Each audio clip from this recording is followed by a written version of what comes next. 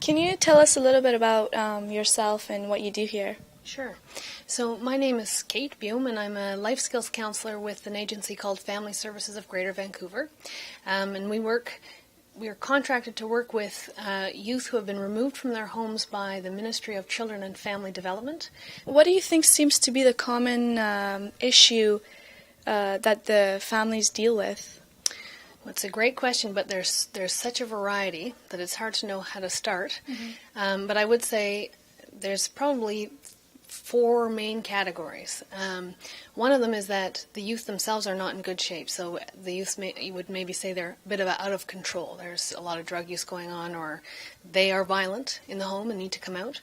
But more likely, there's things going on with the families themselves. So there's been a history of physical abuse or neglect or sexual abuse, or siblings have been violent with one another. So it's pretty usually very intense and serious family problems, and the youth needs to come out. It's safer for the youth to live on their own at 16 than it is for them to be in that household. It's actually my parents that started when I was 6. I was drinking and smoking, doing weed. Oh, that affected you a lot, right? Yeah, well, my mom was doing it, so I was doing it, and she did it, so she just told me to join the party, and I just joined the party, and I've been using it for 26 years now.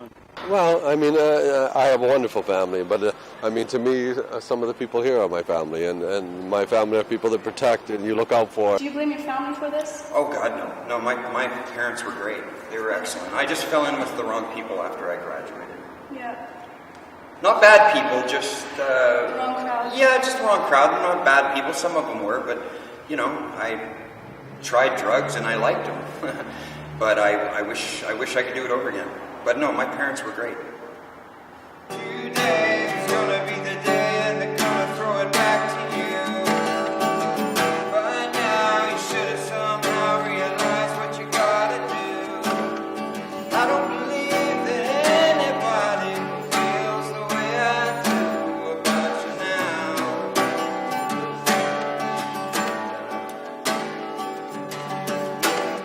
If you hadn't done drugs, where do you think you would be today? Well, I'd be in a lot better place. I'd be like a lot further ahead than I am now. What did you want to do? Like, did you want to become a musician, singer, or? Yeah, I think I wouldn't have been a laborer, that's for sure. Not that I hate my work, but I would have much rather been doing this for a living. And I wasted basically my 20s doing drugs. Well, it is what it is. It's not the end of the world, but yeah, if I could go back again and do it over, I would do it differently. For a kid that's like 16, 17 years old and like they've got the same talents, what would you tell them? Oh, I would say that the worst word in the English language is regret. And, don't waste your talents. Yeah, if you've got a talent, go for it, because in the end, if you tried, at least you can look in the mirror and know that you tried. If you don't try at it, and then years later, like myself, looking back on it, I wish to God that I could do it all over again. All I can say is drugs is a bad way to go. And if I could do it over again, I would. Me, I've chosen my path, and my path was, in a route that involved distribution of marijuana hashish. So that was my life, and I justified it in my own mind, and I justified it with money and power, and all the things that I achieved. And what you can't do is go, okay, I got fucked over by an injury at WCB in the legitimate world, or I got screwed over by this company who hired me and laid me off, so now I have the right to break laws and do whatever I want. No, just to overcome that, fight through that, and just try to look for the legitimacy and the honor and everything. So what I would say is get away from the thievery, get away from the theft and manipulation. Yeah, get rich. Deal. $1,000 a week for 25 years? Like, can't go just make money. No, nice big mansion, man. And lots and lots. It's people are always saying it's about money. It's not about money. No one wants to make money. It's about greed. Let's go. Give it to me.